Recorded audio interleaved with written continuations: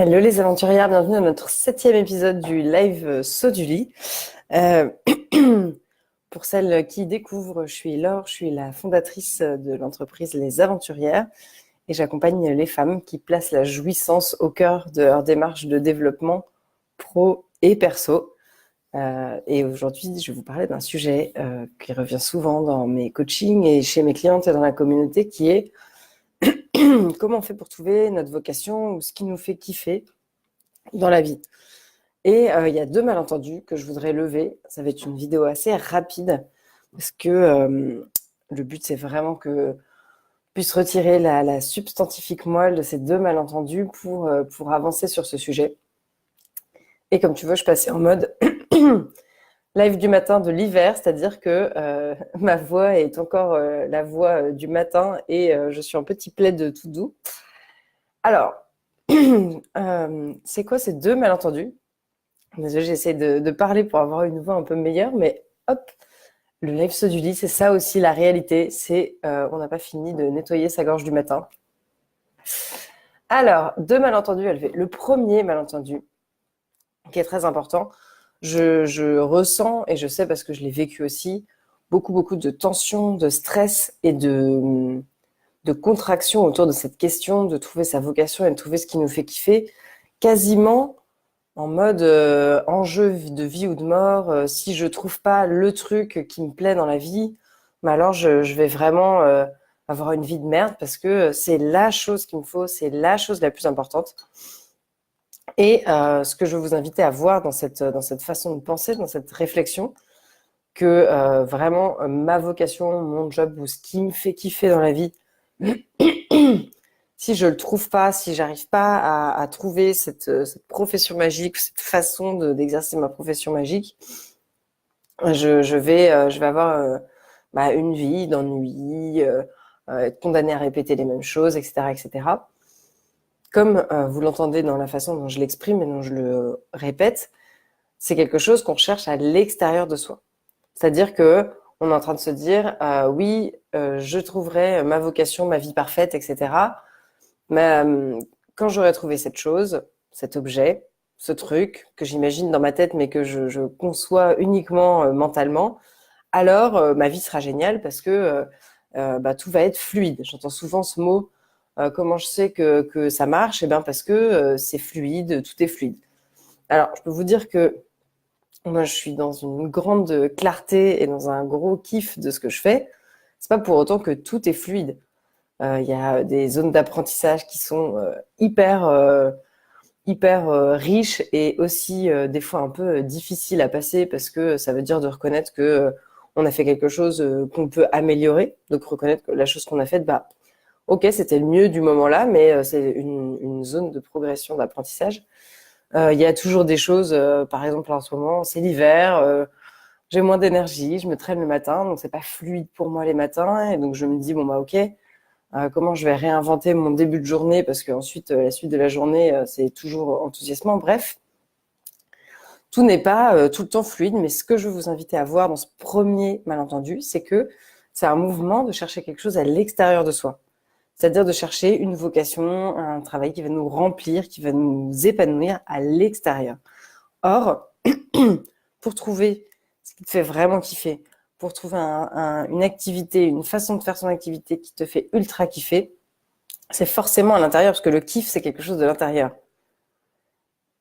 Donc le premier malentendu, le premier mauvais réflexe sur lequel je veux mettre le doigt pour que tu puisses le repérer, c'est l'idée qu'on peut trouver tout ça complètement mentalement, dans sa tête, purement dans sa tête. Alors oui, c'est vrai qu'on peut avoir des moments de clarté, mais quiconque se reconnaît sous la bannière de multipotentiel, losange pour celles qui ont fait la méta, ou qu'est-ce qu'il va y avoir dans le même vocabulaire, je sais plus, bref, les slasheurs, voilà.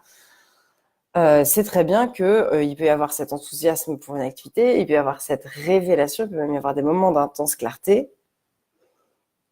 Et puis quand même, après quelques mois, quelques années plus tard, la sensation que non, c'était encore pas ça. Et du coup, il faut reprendre ce processus. Et du coup, c'est quelque chose de douloureux parce que vous voyez, c'est toujours l'idée que merde, le truc génial est encore à l'extérieur de moi. c'est très souffrant d'y réfléchir comme ça, de se dire, ah, mais ma vocation, mon truc parfait est à l'extérieur de moi, il va falloir que j'aille le chercher.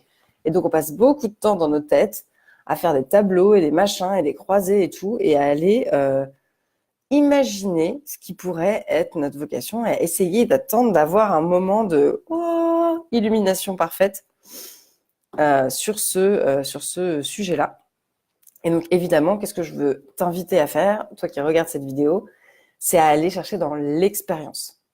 Alors oui, il y a des choses d'exploration. Là, suite à vos retours sur un post d'il y a quelques semaines, je prépare un atelier sur trouver ce qui nous rend unique et exceptionnel, donc trouver son putain de génie, on va dire. Mais c'est pas quelque chose qu'on va aller chercher à l'extérieur. Justement, c'est un processus très différent parce qu'on va aller à l'intérieur. Donc, premier gros malentendu, le job parfait, le gros kiff de ta vie n'est pas à l'extérieur de toi, il est à l'intérieur de toi. C'est déjà en se reconnectant à ses ressentis qu'on va s'en rapprocher. C'est vraiment une histoire de petit à petit être tellement à l'écoute de ce que t'aimes, de tes ressentis, de ton kiff, de la jouissance dans ta vie, que tu vas soit transformer ton expérience professionnelle, mais même en dehors du professionnel, en jouissance, soit tu vas adapter ce qu'il y a dans ta vie pour que ce soit des activités qui t'amènent de la jouissance. Donc voilà. Le deuxième malentendu, je sens aussi beaucoup de tension et de stress autour de l'idée que trouver sa vocation, trouver son kiff, trouver son activité magique, je sais pas quoi, son métier idéal, c'est comme un point d'arrivée. Trouver sa zone de génie, tout ça, c'est comme un point d'arrivée. C'est un endroit où on peut se poser et se dire « Ah, enfin, c'est bon, là j'ai trouvé mon truc, j'ai plus besoin de remettre en question, genre, check, ce truc est fait, merci, bonsoir. » Alors évidemment, c'est pareil, le propre du vivant, c'est l'évolution. C'est-à-dire que toi, tout au long de ta vie, comme moi, comme les arbres, les plantes, sauf celles qui passent entre mes mains et qui finissent invariablement par crever parce que je les mets pas au bon endroit ou je les arrose pas assez, le vivant, il évolue en permanence. Et donc toi, comme tout être vivant, tu vas évoluer en permanence. Ce qui veut dire que ta vocation n'est pas un truc, ou ta zone de génie n'est pas un espèce de truc fixe, une espèce de petit point d'arrivée, un petit podium sur lequel tu peux monter et dire « c'est bon, là, je descends plus jamais, je suis arrivée, merci, passez votre chemin, au revoir, je reste ici ». Évidemment, c'est quelque chose, encore une fois, quand tu le vis de l'intérieur, bah, tu continues à évoluer, tu continues à avancer et donc tu continues à transformer ton expérience de ton génie et ta vocation, à explorer ça, à aller vraiment dans la jouissance et dans le ressenti. Et encore une fois, au tout début, quand j'ai découvert ça, j'ai eu deux réactions complètement contradictoires. La première, c'était de me dire « Ah, cool, du coup, ça va tout le temps changer, c'est cool. » Et la deuxième, c'était de dire « Ah, putain, mais ça veut dire que ça va jamais être réglé, cette question-là. » Donc, c'est rigolo parce que, évidemment, sur ce sujet-là, j'ai avancé petit à petit au fur et à mesure avec mon expérience et pas avec mon mental. Mon mental me disait des choses contradictoires. Il me disait « Ah, c'est génial » et en même temps « Ah, ça pue, ça veut dire qu'il va falloir tout le temps bosser, tout le temps changer, etc. » Et dans l'expérience, si je sors de ça et que je vis l'expérience, évidemment que c'est hyper jouissif. Par exemple, dans le coaching, de savoir que la façon dont je coach aujourd'hui n'est pas du tout la façon dont je coacherai dans quelques semaines, dans quelques mois, de me dire « Waouh, le coaching d'équipe, c'est quelque chose qui m'attire énormément », alors que quand j'ai pensé les aventurières, au début, je m'étais dit que je ferais surtout du coaching de personnes et pas du coaching d'équipe entrepreneuriale ou d'équipe dans une entreprise.